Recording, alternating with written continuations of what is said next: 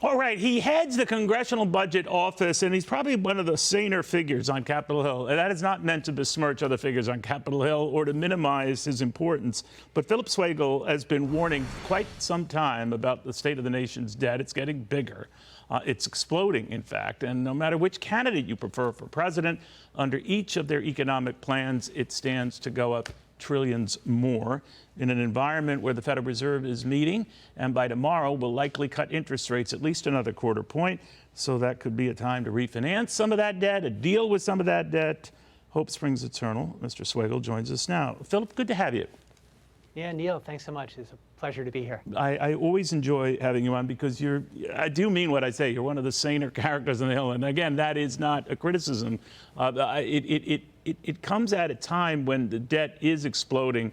And it's always been this sort of, no big deal. Everyone's always worried about it, but it keeps getting bigger and nothing has exploded on us. But you're worried that that day might not be too far off, right?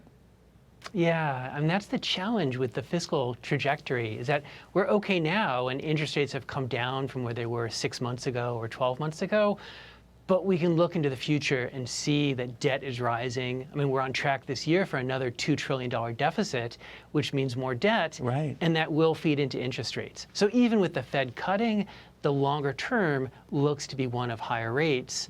And that feeds back into the fiscal situation. And I think there tends to be, on both parties' part, a sort of a false description of the narrative. For example, in the Biden administration, the deficit is down.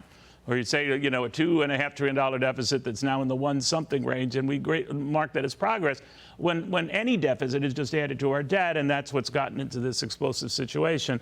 I'm just wondering how we deal with that. I mean, if we're not politically going to do something about it, we can always refinance some of this stuff, can't we, at lower rates? Yeah, I mean, we can, and so we can refinance, as you said, and that's a good thing that the Treasury Department now is able to sell its bonds at interest rates that are lower. It's just looking out that the supply of Treasury securities coming to the market to finance our debt is going to rise over time. And I think about it in terms of risk, that in the future, we don't know what interest rates will be like. We don't know, what situations will be facing the country and what our fiscal needs will be. So, I mean, this goes back to look at the roof while the weather is good. Yeah. And the economy is doing okay now. So it's time to look at the fiscal roof. So if we don't, and I'm always troubled because sometimes politicians will act on voter angst or wrath.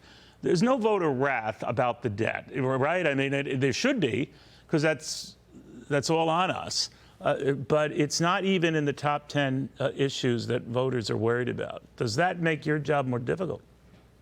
It does, in the sense of I'm trying to tell policymakers about problems that are not manifesting today, but that I can look into the future and see will be a problem, out there, and that it's easier to deal with it now. I mean, when the labor market has recovered from the pandemic, we're growing decently, interest rates are low, it's an easier time to deal with the fiscal situation.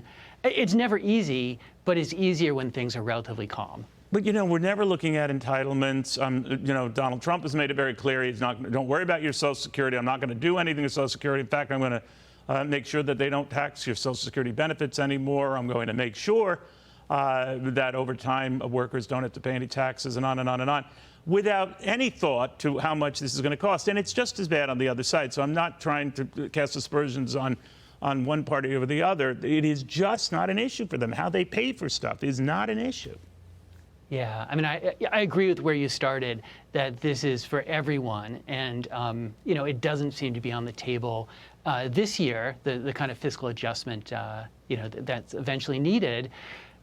Eventually, we have to look at, some mix of revenues and entitlements, that in terms of discretionary spending is too narrow a base for the fiscal adjustment that's needed. And some of those fixes, Phil, to your point, are little, I remember, I'm old enough to remember the Grace Commission, that was under Ronald Reagan, where they came up with ways to extend the life of Social Security, raise the retirement age a little bit. They didn't overnight change benefits for those presently getting them. but it was a multi-year, in fact, multi-decade plan. Something like that is looked akin to throwing Granny off a cliff. And in that environment, you're not going to get anything done. Yeah, and that's the challenge. It's a generational issue, that the longer we wait, well, that means that some generations are not bearing their share of the burden. And I don't mean people with low lifetime incomes, but people with high lifetime incomes, high earners retiring in the future. The longer we wait, the more that group is excused from their share of the burden of the adjustment. So how do you see it going for your job, for looking at debt issues? The debt's exploding. No one seems to be paying attention to it. Interest rates are still very low, though, and we're still able to sell bonds and notes. How is that possible? No, that's a reflection of good things happening in the economy, that we've recovered from the pandemic, where the labor force is growing, the labor market has, is not as tight as it was, the supply constraints that affected us, and the demand surge that we had over the last couple of years, those challenges have dissipated. And that's why interest rates are lower now. All right. Well, I don't know, but we're a long way from mission accomplished on any of the above. But Phil, thank you for your service to the country, because someone has to keep track of these numbers. Phillip Swagel is the Congressional Budget Office Director. We could be grateful for that. Meanwhile, a reminder about the Fed decision day tomorrow. So from 1 p.m., right after this show, right to 4 p.m., we're going to be looking at this commercial-free, the implications of the Fed's move. Expected to be a quarter-point cut in rates, could be as much as a half-point cut.